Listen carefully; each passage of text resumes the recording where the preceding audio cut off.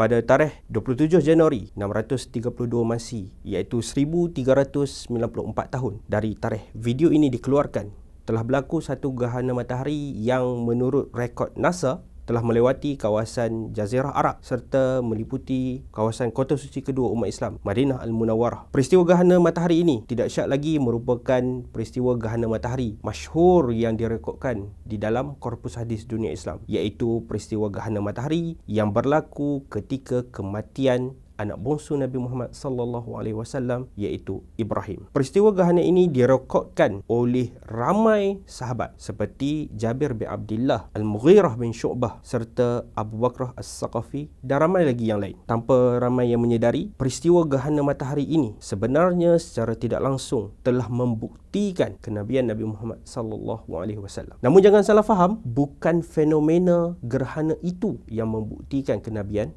Nabi Muhammad, tetapi respon Nabi Muhammad sallallahu alaihi wasallam terhadap reaksi para sahabat yang mula memperkaitkan di antara gerhana tersebut dengan insiden kematian anak baginda yang membuktikan kebenaran dakwaan serta ajaran Nabi Muhammad sallallahu alaihi wasallam. Bagaimana? Sebelum kita memahami lebih lanjut, perlu kita sedar bahawa apabila seseorang individu mengaku sebagai nabi ataupun mengaku sebagai jurucakap Tuhan, maka terdapat 3 kebarangkalian bagi individu tersebut. Pertama, beliau ialah seorang penipu besar yang cuba untuk menipu orang di sekelilingnya. Kedua, beliau lelaki yang ataupun individu yang tidak siuman, yang mempunyai masalah mental, yang berhalusinasi menerima wahyu daripada Tuhan. Dan yang ketiga, kebarangkalian yang paling kecil kemungkinannya lelaki tersebut ataupun individu tersebut bercakap benar dan dia benar-benar merupakan seorang nabi. Jadi, para sahabat apabila melihat berlakunya gerhana ketika hari kematian anak bongsu baginda, sebahagiannya mula mengatakan bahawa gerhana ini berlaku disebabkan oleh kematian anak baginda Ibrahim. Dan Nabi Muhammad bangun menafikan pernyataan ini. Jika Nabi Muhammad merupakan seorang penipu, mendakwa dirinya sebagai seorang nabi sedangkan baginda bukan merupakan seorang nabi, mengapakah perlu untuk baginda menafikan perkara ini? Apa yang lebih menarik ialah sekecil-kecil perkara yang perlu dilakukan oleh nabi bukanlah dengan mengiyakan apa yang didakwa oleh para sahabat, tetapi cukup dengan hanya mendiamkan diri sebagai tanda pengiktirafan terhadap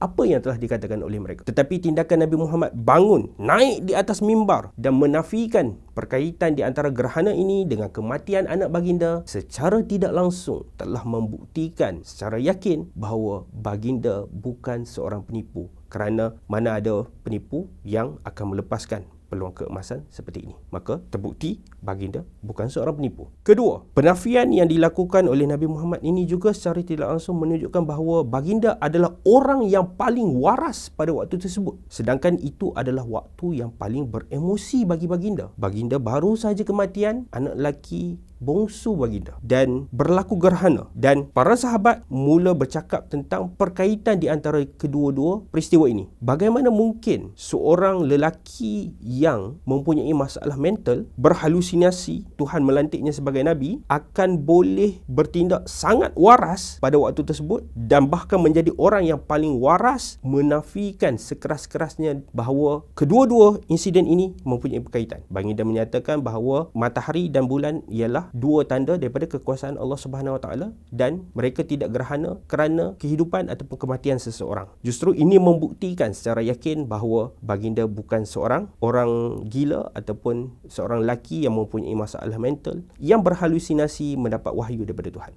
Dan seperti mana saya katakan sebentar tadi, ada 3 kemungkinan jikalau dapat dibuktikan bahawa baginda bukan penipu dan baginda bukan seorang yang tidak siuman, maka kebarangkalian ketiga ialah kebarangkalian yang tidak boleh dielakkan. Justru ini secara tidak langsung membuktikan bahawa Nabi Muhammad sallallahu alaihi wasallam benar-benar merupakan seorang nabi.